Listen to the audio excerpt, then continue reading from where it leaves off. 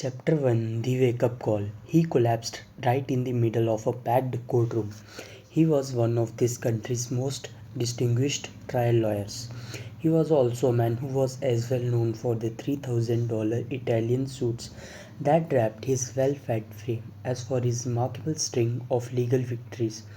I simply stood there, paralyzed by the shock of what I had just witnessed.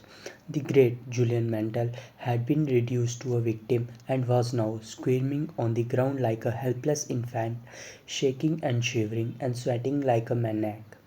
Everything seemed to move in slow motion from that point on. My God, Julian's in trouble. His paralegal screamed emotionally, offering us a blinding glimpse of the obvious.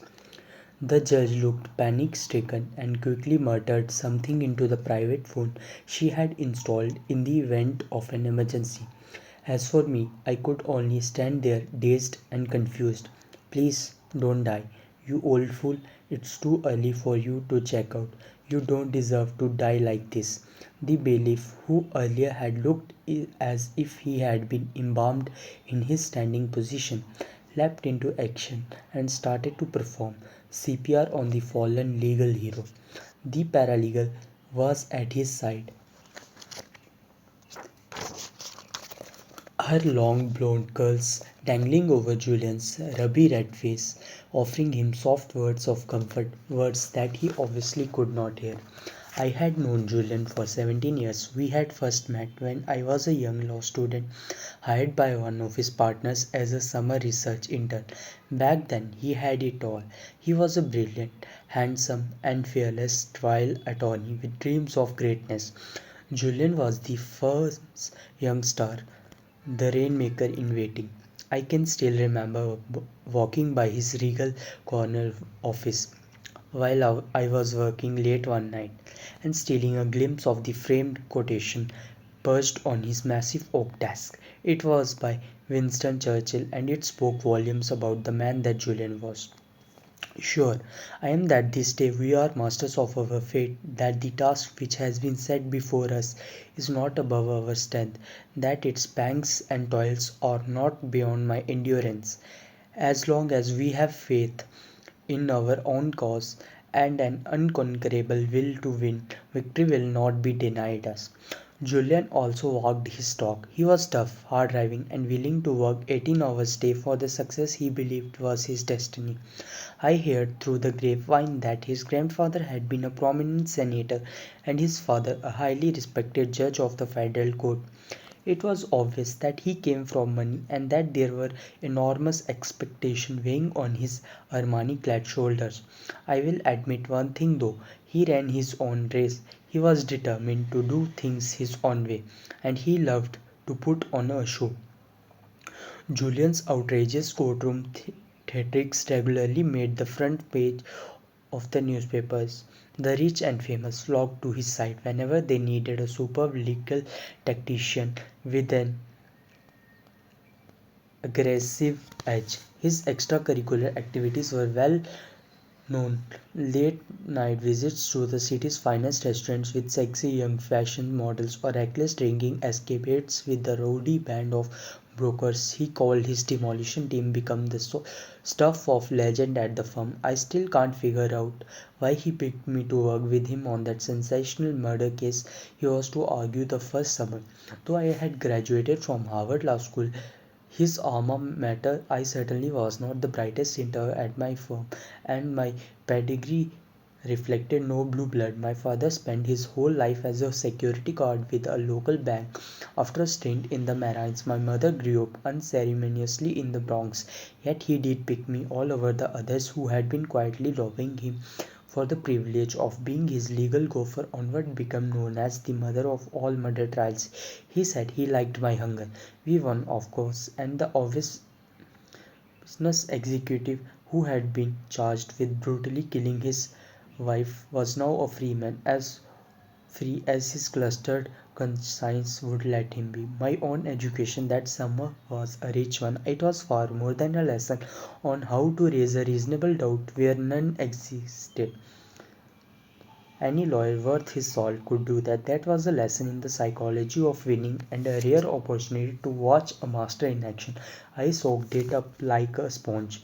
At Julian's invitation, I stayed on at the firm as an associate, and a lasting friendship quickly developed between us. I will admit that he was not the easiest lawyer to work with. Serving as his junior was often an exercise in frustration, leading to more than a few late night shouting matches. It was truly his way or the highway. This man could never be wrong. However, beneath his crusty exterior was a person who clearly cared about people. No matter how busy he was, he would always ask about Jenny, the woman I still call my bride, even though we were married before I went to law school. On finding out from another summer intern that I was in a financial squeeze, Julian arranged for me to receive a generous scholarship. Sure, he could play hardball with the best of them, and sure, he loved to have a wild time, but he never neglected his friends. The real problem was that Julian was obsessed with work. For the first few years, he justified his long hours by saying that he was doing it for the good of the firm and that he planned to take a month off and go to the Caymans next winter for sure. As time passed, however, Julian's reputation for brilliance spread and his workload continued to increase. The cases just kept on getting bigger and better, and Julian never wanted to back down from a good challenge, continued to push himself harder and harder. In his rare moments of quiet, he confided that he could never sleep for more than a couple of hours without waking up feeling guilty that he was not working on a file. It soon became clear to me that he was become consumed by the hunger for more prestige, more glory, and more money. As expected, Julian became enormously successful. He achieved everything most people could ever want: a stellar professional reputation with an income in seven figures, a spectacular mansion in a neighborhood favored by celebrities, a private jet, a summer home on a tropical island, and his prized possession, a shiny red Ferrari parked in the center of his driveway. Yet I know that things were not as idyllic as they appeared on the surface. I observed the signs of impending doom, not because I was so much more percep- perceptive than the others at the firm, but simply because I spent the most time with the man. We were always together because we were always at work. Things never seemed slow down. There was always another blockbuster case on the horizon that was bigger than the last. No amount of preparation was ever enough for Julian. What would happen if the judge brought up this question or that question? God forbid. What would happen if we research was less than perfect? What would happen if he was surprised in the middle of a packed courtroom looking like a deer caught in the glare of intruding pair of headlights? So we pushed ourselves to the limit and I got stuck into his little work-centered world as well. There we were, two slaves to the clock toiling away on the 64th floor of some steel and glass monolith, while most sane people were at home within their families, thinking we had the world by the tail, blinded by an illusionary version of success. The more time I spent with the Julian, the more I could see that he was driving himself deeper into the ground.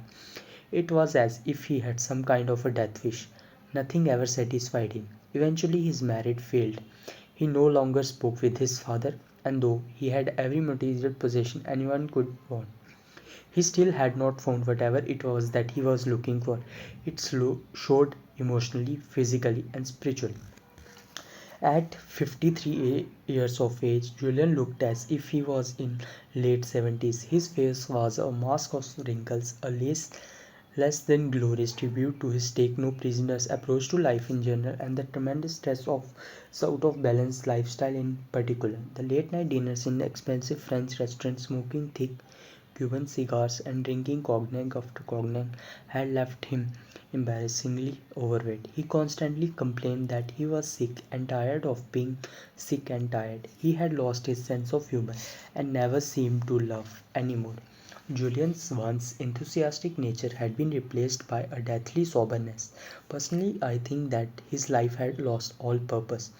Perhaps the saddest thing was that he had lost his focus in the courtroom, where he would once dazzle all those present with an vacant and airtight closing argument, he now droned on for hours, rambling about obscure cases that had little or no bearing on the matter before the court.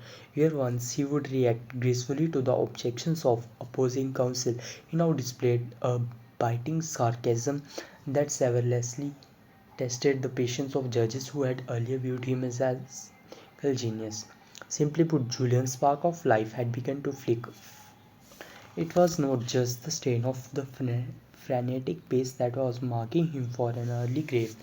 I sensed it went far deeper. It seemed to be a spiritual thing. Almost every day he would tell me that he felt no passion for what he was doing and was enveloped by emptiness. Julian said that as a young lawyer, he really loved the law, even though he was initially pushed into the social agenda of his family. The law's complexities and intellectual challenges had kept him spellbound and full of energy. Its power to effect social change had inspired and motivated him. Back then, he was more than just some rich kid from Connecticut. He really saw himself as a force for good, an instrument for social improvement who could use his obvious gifts to help others. That vision gave his life meaning, it gave him a purpose and fueled his hopes. There was even more to Julian's undoing than a rusty connection to what he did for a living. He had suffered some great tragedy before I joined the firm. Something truly unspeakable had happened to him, according to one of the senior partners, but I couldn't get anyone to open up about it. Even old man Harding, the notoriously loose-lipped managing partner who spent more time in the bar of the Ritz Carlton than in his embarrassingly large office, said that he was sworn to secrecy. Whatever this deep dark secret was, I had a suspicion that it in some way was contributing to Julian's downward spiral. Sure, I was curious, but most of all, I wanted to help him. He was not only my mentor, he was my best friend. And then it happened, this massive heart attack that brought the brilliant Julian Mantle back down to earth and reconnected him to his morality. Right in the middle of courtroom number 7 on a Monday morning, the same courtroom where we had won the mother of all murder trials.